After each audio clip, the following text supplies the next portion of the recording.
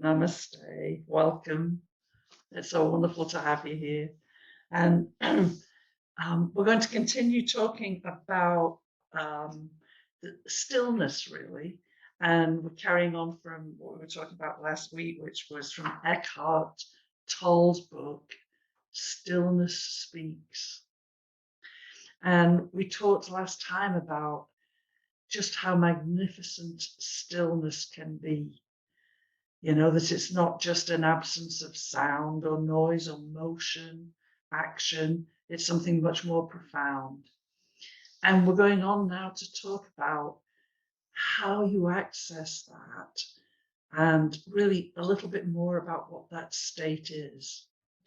And, no matter how much our life changes, one thing is always true. It's always now.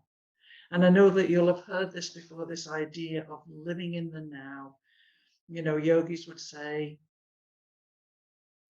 the past is gone and the future hasn't happened yet. There is only the now. There is no escape from it. It's like so often we're looking forward to a time where our life will be different. But that will then be now. That same experience of now that we have right in this very moment. And so all of our hopes and expectations and desires aren't going to be fulfilled in the future. They're going to be in the now. And so Eckhart Tolle says, if you feel at home, no matter where you are, then you're having some experience of the now. That wherever you are, you're not always looking around wishing you were somewhere else. And if you don't have that feeling, it doesn't matter where you are, you always feel a little bit uneasy. And so there's something magnificent about just accepting this moment for what it is. That this division of life into past, present, and future is a construct of the mind. It's so difficult for us. I mean, I can remember when I first heard about it, I was like, that can't be right because this happened before to me. And, whatever happens 10 minutes from now is going to be the future. So, of course, there's a past. Of course, there's a future. But for you, for me, there's only now, this very moment, that we're here and alive and living this moment. And we can be fully present in this moment and live life, or we can dwell in the past or dwell in the future and miss life completely. It's an amazing concept to get your head around. Even if you're remembering something that happened in the past, it's not happening now. You're remembering it now, and what's happening for you now is different than what happened in the now that you're remembering. So that moment is gone. You can go back and dredge it up and you can remember it. But you're remembering it now. You're not even the same person you were when it happened. And your memory of it is also a construct. Oh, it's a little bit stretches the mind. When the future comes, it's now. You get so excited about something and you think, oh, do you remember when you're a kid and you're waiting for your birthday party or Christmas morning, whatever it is? You're really, really excited. And it's something that's going to happen in the future. But when it happens, it's now. Sometimes you were having a better time when you were excited about it than you do in that moment, when sometimes you didn't get the present you wanted, or, you know, sometimes at parties, especially the person whose party it is, if you have kids, you realize they get over stressed by the whole thing. And the next thing they're in a corner crying. And so sometimes that experience of now, of feeling alive and excited is magnificent, and we miss it because we think, oh, it's going to be better in the future, and miss what's happening in the moment. And so Eckhart Tolle recommends making friends with the present moment. And I thought that's so beautiful, because how many times are we not making friends with the present moment? You know, you're running late, you're not in the present moment. We're worried about what's going to happen next. We get agitated, we get upset. We're not here.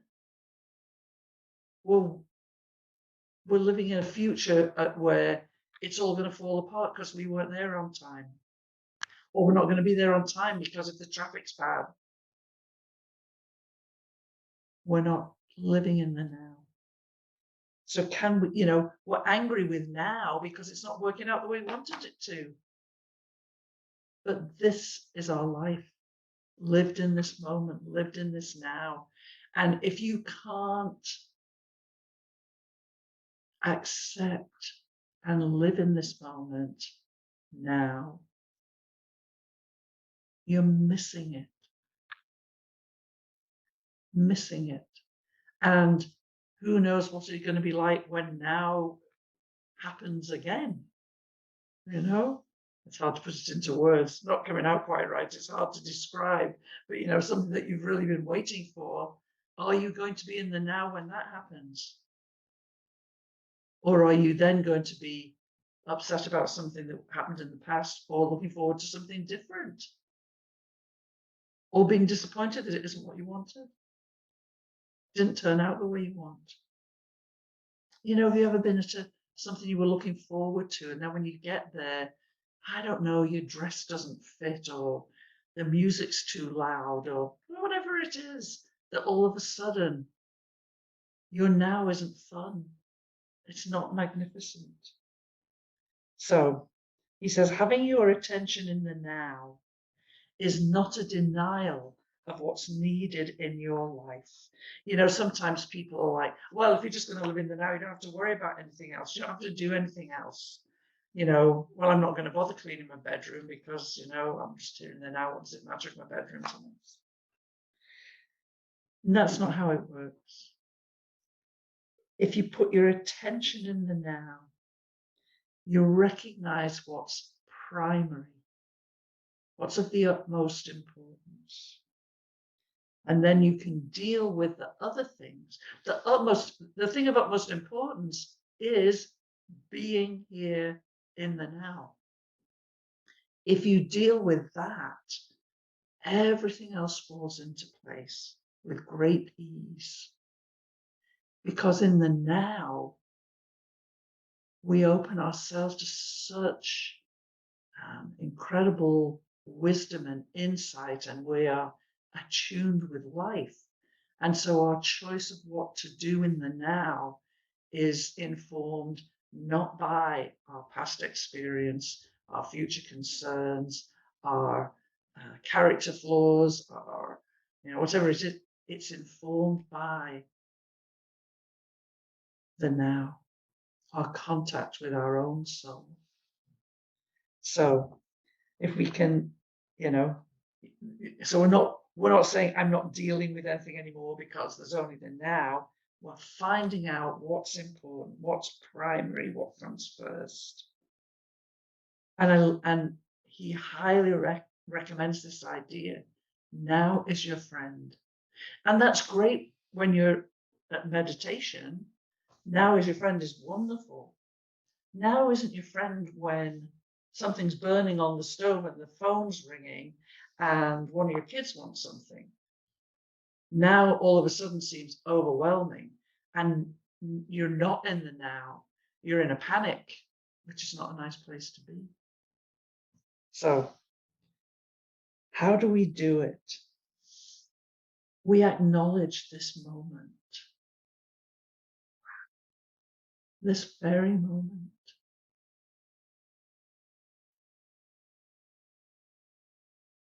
We honor it. We accept it. How beautiful. And when now is our primary focus, everything else changes.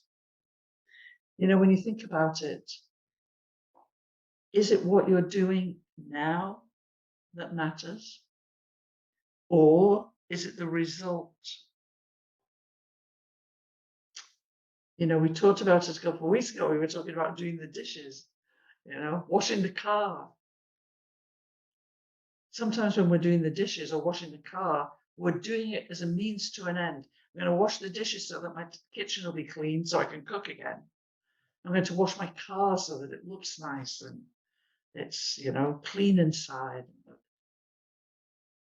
And so what we very often do is we're not enjoying the moment. We're not enjoying washing the dishes. We're going to enjoy ourselves when it's done. That's our plan. So I'm going to do this horrible job and I'm going to do it begrudgingly. And then when that's all done, I can feel good. But what we're doing is putting off living in the now, putting it off until some later time. And the thing about it is that's all we have to learn. And so if we can't do it now, you'll never do it. There is only now. So if you can't do it when you're doing the dishes, chances are you're not going to do it when you finish them. Because now all of a sudden, oh, well, now I'm tired. Or, oh, what's the point? The kitchen's clean and I have to cook again. It's going to be dirty. Who knows what it is? But if you can be in the moment when you wash the dishes, you'll also be in the moment when you finish them. If you can't be in the moment at all, it doesn't matter what you're doing. So, are we treating this moment as an obstacle to overcome so that we can arrive at a better moment? Yikes. I mean, how many times do we do that? Yes, I'll get through this so that things will get better. They don't. They don't. There is no end to the ego's ability to make things difficult. So, do you feel you have a future moment that you're trying to get to that's more important than this moment?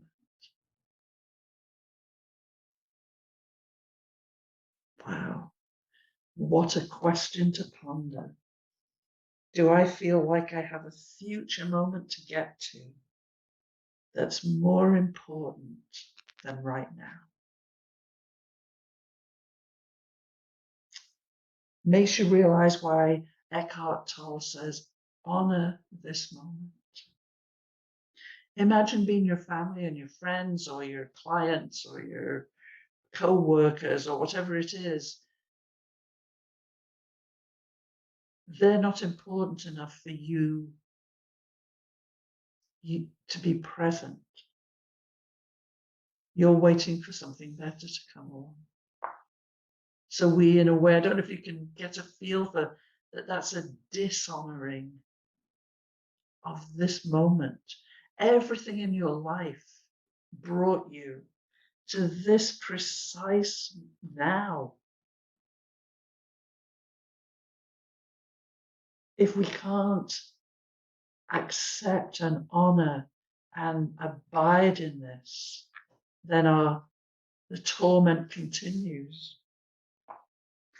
So he recommends take responsibility for this moment. The now is as it is.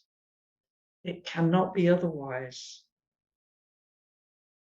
Well, and we rail against that.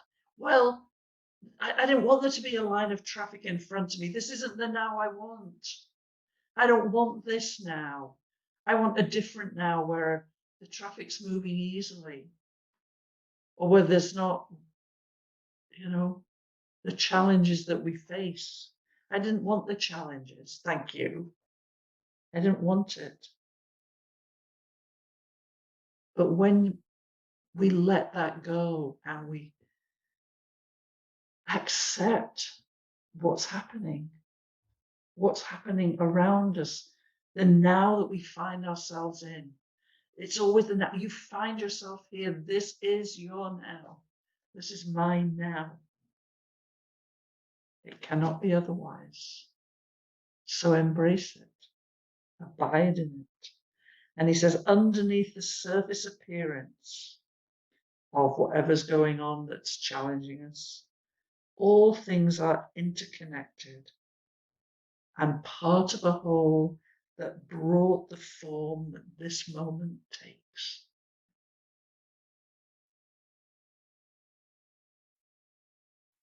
Everything is connected, part of a whole that brought the form that this moment takes. And so when we say yes to this moment, we align ourselves with the power and the intelligence of life itself. And breathe now. Everything you were looking for is here now. Everything your heart aspired to is waiting for you right now. Not in the future, but right now. It's so simple, but it's so radical because everybody lives their lives in the past, fleet through the moment and move to the future. We wish away our lives. But can we accept whatever arises in the now, not just what's happening outside of us, the situation and the circumstance we find ourselves in, but what's happening within? And I think that's even an even greater understanding to realize that you don't have to be perfect. Accepting your imperfection is living in the now. Wow. Just accepting ourselves for who we are. And he says, when you enter the now, you realize that life is sacred. We catch glimpses. We hope it is. We wish it is. We wish it's not some random, crystal maze that you're supposed to find your way through. We hope that at every point, at every moment, it's sacred. And he says, when you can enter this moment truly, you realize that life is sacred. Sacredness is in everything you perceive. And the more that you live in the now, the more you sense the simple, profound joy of being and the sacredness of life. Wow. So to just do that right now in this moment, to attune with that, you can sense the simple, profound joy of being and the sacredness of life. And he recommends, he says, don't confuse the now with what's happening in the now. It's deeper than that. So yes, as you begin to accept, oh no, I'm stuck in a traffic jam. I'm beginning to accept what's happening in the now. But can you go further and just be in the now? It's deeper than the confusion or contentment even that arises in it. So it's like beyond our fighting it, beyond our accepting it, what is the now? And he goes on to say, your innermost sense of I am is nothing to do with what's happening in your life.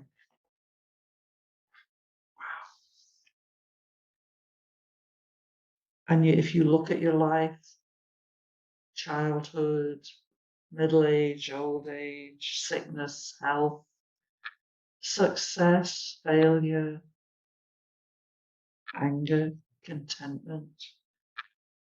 That I am, that you experience in the now, is unchanged by conflict, anger, depression, violence.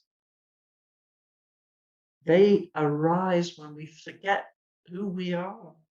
We let go of now and rush back or forth. We forget who we are. So we're not our thoughts, our emotions, our senses, our experiences, our content of life. And he says, I am the space in which all happens. I am the now. This true self abides in the now. Can we attune with it? So let's just take this last few minutes and just as best we can, sense what it, if you can, letting everything go and sense the now, the deep connectedness with this moment, and sense, as Eckhart Tolle says, sense the simple, profound joy of being and the sacredness of life.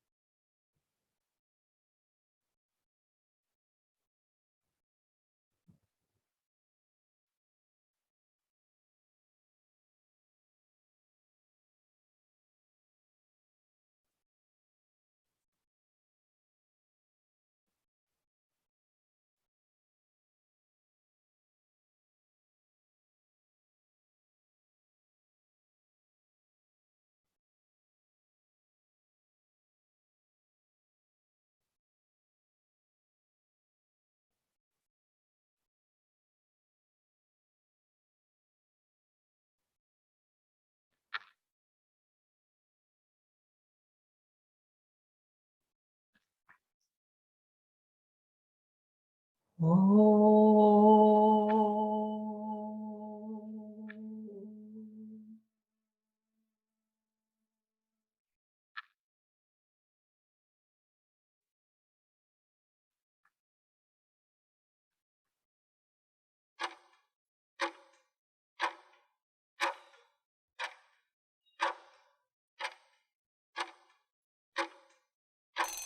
Now letting your awareness come down fully through the whole of your being,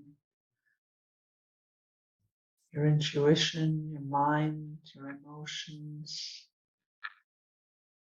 your breath, physical body. As you tense and relax your arms and legs, and just tilting the body from side to side, making smaller arcs until you're sitting up straight. And then just gently rotating your head, first one way and then the other. Have any neck problems, just do it gently from side to side.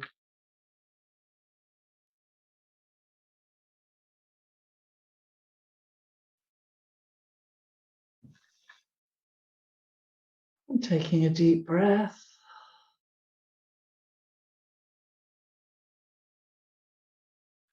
And gently opening your eyes.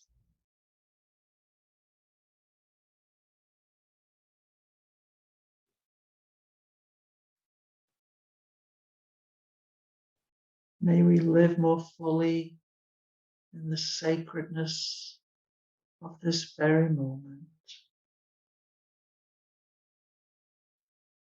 Jai. Victory to the devotee. Victory to your soul.